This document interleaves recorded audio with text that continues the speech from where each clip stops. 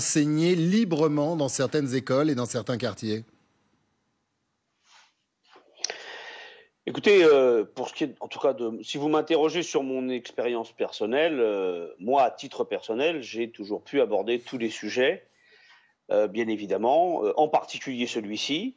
J'ai un exemple très précis en tête, c'est effectivement les attentats effectivement de Charlie Hebdo, et puis ensuite c'est quelque chose que j'ai reproduit plus tard au moment comment dire, des attentats du Bataclan, traiter la question de la liberté d'expression, je veux dire, en faisant d'ailleurs ce que Samuel Paty a fait, c'est-à-dire en travaillant sur les caricatures et en présentant le panel des caricatures de Charlie Hebdo aux élèves pour casser un certain nombre de représentations, pour montrer aux élèves que la pratique de la caricature à Charlie Hebdo, elle concernait tous les sujets religieux, dans toutes les religions, et également d'autres sujets.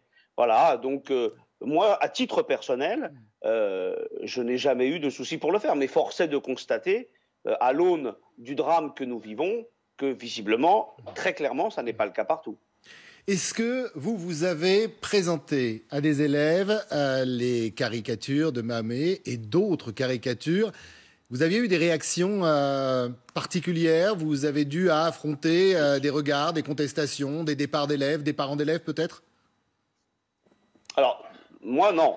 Quand j'ai fait ce travail, j'avais fait un support pédagogique de manière plus globale sur l'art de la caricature en France depuis la fin du 19e siècle. Donc, j'étais allé chercher un certain nombre de caricatures qui dataient du début du 20e siècle, au moment de la loi de séparation de l'Église et de l'État en 1905, et j'avais rajouté, bien évidemment, des caricatures de Charlie Hebdo sur plusieurs sujets, par exemple sur des sujets politiques, également sur des sujets religieux, montrant effectivement des représentations soit de Jésus, soit de Mohamed, de Moïse, enfin qui concernaient les trois religions monothéistes.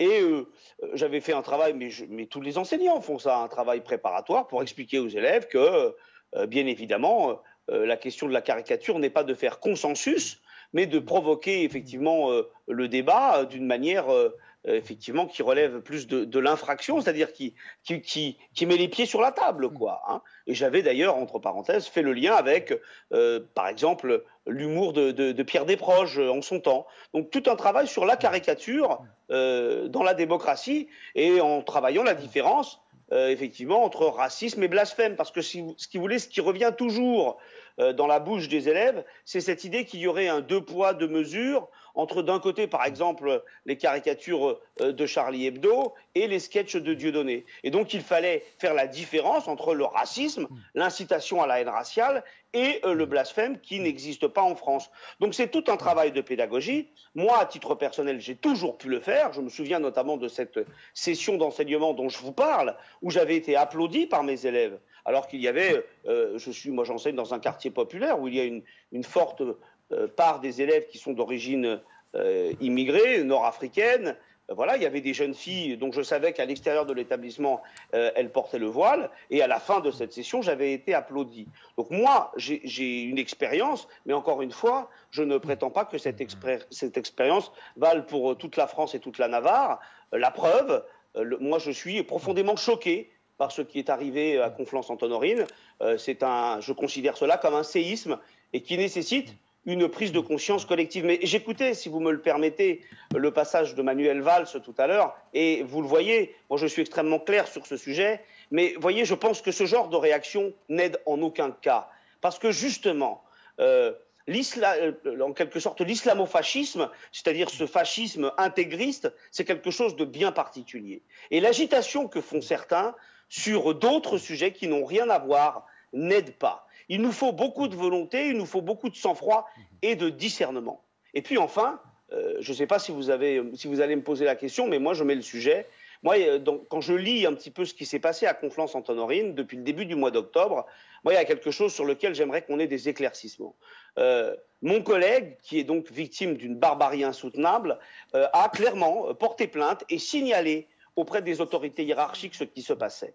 Et moi, j'aimerais qu'on ait des éléments sur la réaction de l'institution au-delà du soutien de la chef d'établissement qui visiblement est avéré, il y a dans l'administration française ce qu'on appelle la protection fonctionnelle.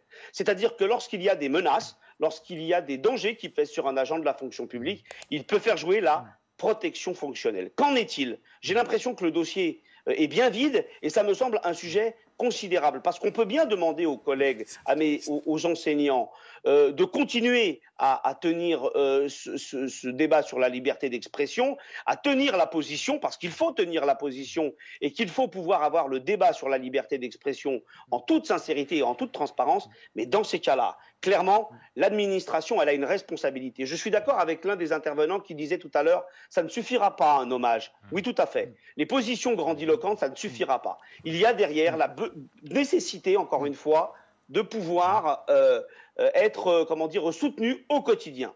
Merci Benjamin, restez avec nous.